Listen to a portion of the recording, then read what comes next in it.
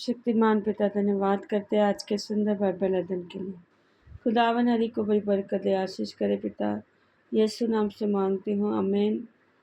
हम पढ़ेंगे नीति वचन 17 अध्याय। चैन के साथ सूखा टुकड़ा उस घर की उपेक्षा उत्तम है जो मेल बलि पशुओं से भरा हो, परंतु उसमें रगड़े झगड़े हों। बुद्धि से चलने वाला दास अपने स्वामी के उस पुत्र पर जो लज्जा का कारण होता है प्रभुता करेगा, और उस पुत्र के भाइयों के बीच भागी होगा। चांदी के लिए कुठाली और सोने के लिए भट्टी होती है, परंतु मनों को यहोवा जांचता है। कुकर्मी अनर्थ बात को ध्यान देकर सुनता है, और झूठा मनुष्य दुष्टता की बात की ओर कान लगाता है। जो निर्धन को ठट्ठों में उड़ाता है वह उसके कर्ता की निंदा करता है। जो किसी की विपत्ति पर हंसता है वह निर्दोष नहीं ठहरेगा। बूढ़ों की शोभा उनके नाती पोते हैं, और बाल बच्चों की शोभा उनके माता पिता हैं।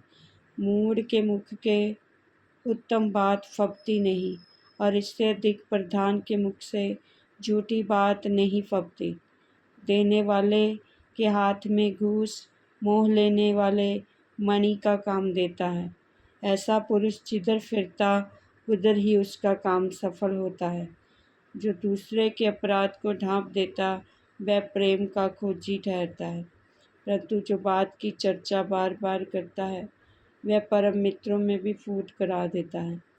हर घुड़की समझने वाले के मन में जितनी गड़ जाती है उतना 100 बार मार खाना मूर्ख के मन में नहीं गड़ता। बुरा मनुष्य गंदे ही का यत्न करता है, इसलिए उसके पास क्रूर दूत भेजा जाएगा। बच्चा छीनी हुई रिछनी से मिलना तो भला है, परंतु मूर्खता में डूबे हुए मूर्ख से मिलना भला नहीं। जो कोई भलाई के बदले बुराई करे उसके घर से बुराई दूर ना होगी। झगड़े का आरंभ बांध के छेद के समान है। झगड़ा बढ़ने से पहले उसको छोड़ देना उचित है। जो दोषी को निर्दोष और निर्दोष को दोषी ठहराता है वह उन दोनों से यहोवा घृणा करता है। बुद्धि मोल लेने के लिए मूर्ख अपने हाथ में दाम क्यों लिए है, वह उसे चाहता ही नहीं। मित्र सब समयों में प्रेम रखता है, और विपत्ति के दिन भाई बन जाता है। निर्बुद्धि मनुष्य हाथ पर हाथ मारता है, और अपने पड़ोसी के सामने उत्तरदायी होता है। जो रगड़े झगड़े से प्रीति रखता वह अपराध करने से भी प्रीति रखता है।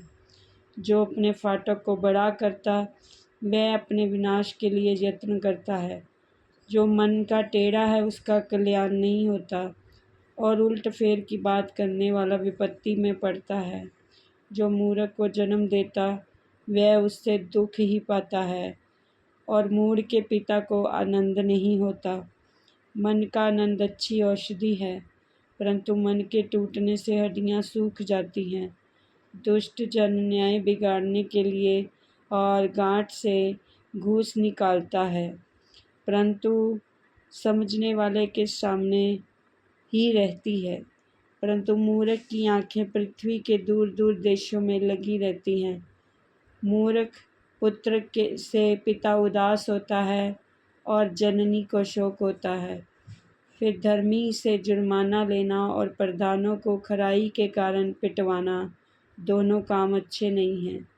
जो संभल कर बोलता है वह ज्ञानी ठहरता है, और जिसकी आत्मा शांत रहती है वही समझ वाला पुरुष ठहरता है। मूढ़ भी जब चुप रहता है तब बुद्धिमान गिना जाता है, और अपना मुंह बंद रखता वह समझ वाला गिना जाता है। इस वचन के द्वारा प्रभु ब्लेस करेंगे सबको। जय मसीह की आमीन।